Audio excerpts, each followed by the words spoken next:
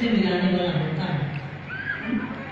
तुलसीदास जी ने कहा, बिन सत्संग न हरि कथा, कई बिन मोह न भाग, और मोह गए बिन राम पद, हो ही न दृढ़ अनुराग। एक राग होता है, एक अनुराग होता है, एक दृढ़ अनुराग होता है। जब तक दृढ़ अनुराग नहीं होता तब तक इष्ट के करीब जाना बहुत कठिन है। अभी तो बाहर के प्यार भक्ति के रंग में ही अपने मन को भावित कर लेते हैं। शनिश्चर यही भावनाएं आपको अनुराग की ओर ले जाएंगे। इष्ट के चरणों में अनुराग होने लग जाएगा, संसार से थोड़ा थोड़ा विरक्ति होने लग जाएगा। शनिश्चर है जब ये दृढ़ अनुराग हो जाएगा तो इतिहास जिनको गाता है कहता है, जो प्रहलाद है, मीरा है, राधा है, जो भी इतिहास साक्षी है जिनका, दृढ़ अनुराग के बाद पुनः दूसरा कोई नहीं है। उनका चित्त अनन्य एक भाव से। इसलिए भगवान का भी वचन है, अनन्य चित्तयन्तो मां ये जना परिपासते तेषां नित्य विमुक्ता नाम योगक्षेम वहामयम्। अनन्य चित्त से जो मेरा स्मरण करता है, मुझको भजता है, मेरे में ही सबको देखता है, मेरे लिए ही खाता है, मेरे लिए जीता है, मेरे लिए समस्त कर्मों को करता है, उसका समस्त प्रकार से योग क्षेम का वहन मैं करता हूँ। ये भगवान का वचन है। हम लोग दृढ़ अनुराग पैदा कर सके, ऐसा तब होगा जब ऐसे ऐसे महापुरुष सबको मिले। बेंजी में सबको एक ही संत ने इतना प्यार भाव और प्रेम भक्ति बांट दी कि हर जन नकली का दीवाना है, हर भक्त नकली का दीवाना है, हर सेवक उनके लिए कुर्बान होना चाहता है, अपने आप को निशावत करना चाहता है। क्यों? मेरे गुरु महाराज जी भी कहते थे कि जब तक तुम स्वयं कुछ नहीं बनोगे, किसी दूसरे को कुछ नहीं बना सकते। अगर बाहर से करोगे तो आज जो कथाएं बनी है, अरे शिष्य धन सोग नारे, सो गुरु भोग नरक में पड़े। शिष्य धन तो ऐसे लेते हैं, लेकिन उसका शोक नष्ट नहीं कर सकते, भक्ति भाव नहीं दे सकते, प्रेम का उजाला नहीं दे सकते। वो अपने हृदय में अंधकार से घिरे रहते हैं, क्योंकि गुरु स्वयं ही वैसा है। लेकिन आप सब बड़े भाग्यशाली हैं, बहुत पुण्यशाली हैं। ऐसे गुरु महाराज मिले कि जिनके संसर्ग से, जिनके संपर्क से, जिनके सानिध्य से जीव ब्रह्म भाव को प्राप्त हो जाता है, जीव भाव से मुक्त ही हो जाता है। अब जैसा वो चाहते हैं वैसा करने के बाद, और आपके सामने प्रत्यक्ष जो संत विराजमान है बेंजी के रूप में, इन्होंने अपने जीवन में सब कुछ परित्याग कर दिया। केवल एक गुरु महाराज जी के प्यार के अलावा कभी कुछ नहीं माना। बड़ी परिस्थितियां आई जीवन में, सब तरह से परिस्थितियों को गुरु महाराज जी की दी हुई सौगात समझ के सहन किया। और आज जो वचन याद आता है कि खुदा की हिफाजत में दे दिया जिसने अमानत को, खुदा के खुद हाथ पहुंचाते हैं इसकी। संसार वाले कुछ नहीं कर सकते हैं, लेकिन इष्ट की निगाह बड़ी कह दिया, बड़ी दूर कर देगा। वो अपने शिष्य की, अपने बालक की, अपने सेवक की कैसे रक्षा करते हैं, कैसे प्रबंध करते हैं, ये तो नहीं जानते। इसलिए उनका हो जाना, उनका बन जाना ये प्रत्येक मानव का कर्तव्य भी है, धर्म भी है। उसके लिए छोटी सी बात ये है कि हम गुरु महाराज के बनेंगे कैसे। हमें तो बहुत कमियां हैं। तो गुरु गोविंद सिंह जी महाराज से किसी ने पूछा एक बार कि तुम लोग इतना प्रचार करते हो हिंदू धर्म का कि हम सब हिंदू हैं, तो कहा हिंदू धर्म के लिए स्वयं कुर्बान हो गया, अपने बच्चों को कुर्बान कर दिया, अपने ऐश्वर्य सुख सबको त्याग करके आप हिंदू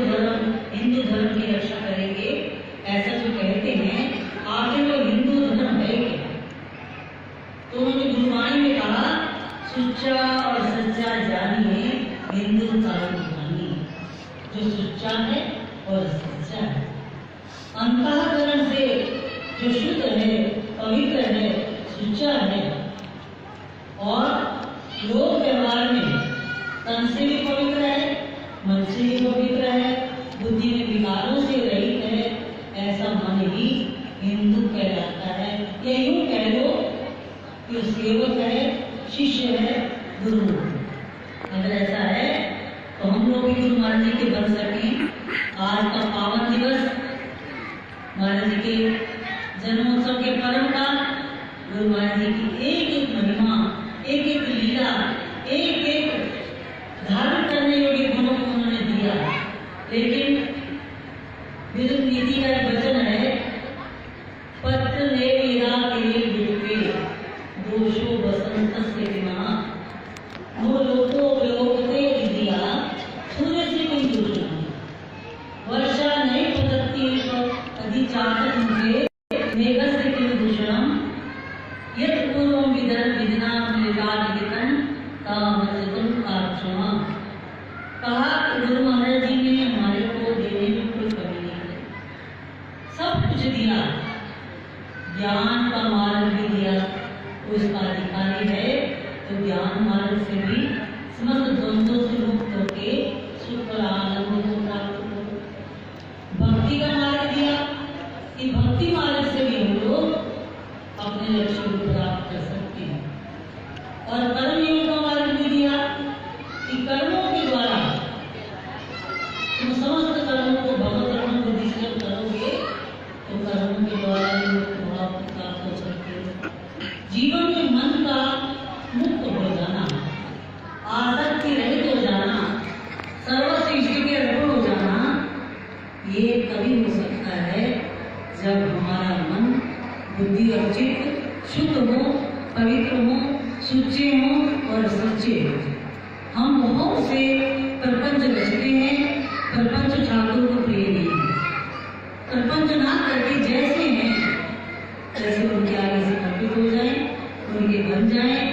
इसलिए प्रीति का वचन मैंने सुनाया कि पत्र तो बसंत में चारों तरफ उजाला ही डाला होता है। दुर्भाग्य को ऐसे समय में आए संसार में जब चारों ओर सौम्यता, सुंदरता, बसंत कैसी होती है। जिन पेड़ों में कोई पत्ते नहीं आते उनमें भी आप बताइए देखोगे बसंत ऐसा फल है।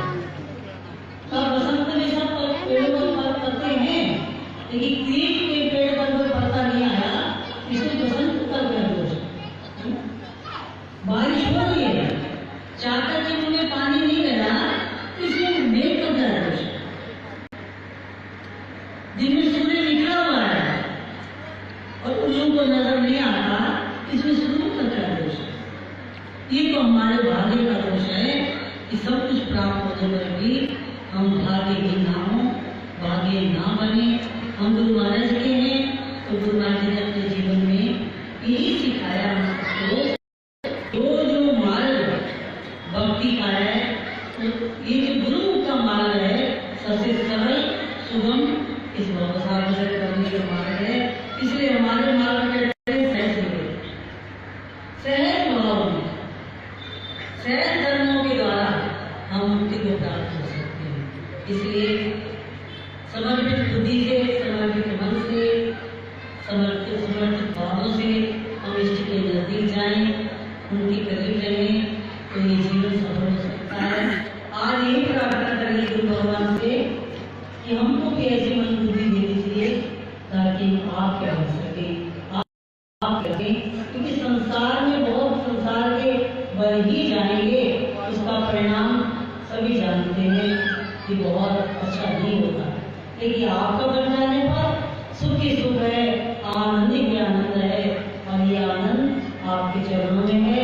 आपके चरणों में चित्त लगा रहे, भक्ति प्रेम के भाव से जीवन संवरा रहे। इन प्रार्थनाओं के साथ तो भगवान के चरणों में प्रणाम करती हूँ। मुझे कुछ अनिवार्य करके जाना पड़ रहा है। कल बड़ा आनंद हुआ, कीर्तन सत्संग हुआ, रात को पूरा हॉल भरा हुआ था वहाँ पर भी, और सब महाराज के प्यार से आनंदित हो गए। खूब खुशियाँ मनाई सबने। ये खुशियाँ गुरुदेव के चरणों में ही मिलती। बाकी तो लोग व्यवहार है, संसार में भी लोग नाचते हैं लेकिन दुनिया को खुश करने के लिए। और आज जो नाचे हैं उसमें थोड़े थोड़े भूले शाह की झलक थी, है ना। भूले नाचे के पीर में नाचा गया, है ना। पूरा नचना इबादत बन जाना और नचने दागी चर्च हुए।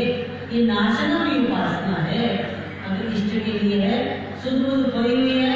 कई बंदे तो नाचते समय ये भी नहीं देख रहे थे तो वहां आ रहा है कि नहीं आ रहा है, संसार वाले कुछ मजाक तो नहीं वाले, अपनी मस्ती में थे। बस ये मस्ती हमेशा चढ़ी रहे। ये नंगी वाले ही दे सकते हैं, इनके नाम में, इनके स्वर्ण में, इनके प्यार में, इनकी भक्ति में भी वो आनंद है, वो सुख है। हमारा मन गुरु भगवान के चरणों में समर्पित हो जाए। इन्हीं प्रार्थनाओं के साथ गुरुदेव के चरणों में दंडवत प्रणाम करती हूँ। बोलो आनंद सच्चिदानंद की जय। बोलिए श्री गुरु महाराज की जय। संतों का वंदन अभिनंदन करना भूले, सबको मेरी ओर से वंदन है। अभिनंदन जरूरी नहीं, मेरी बहन जी नजर आ रहे थे, बहन जी का वंदन जरूर है।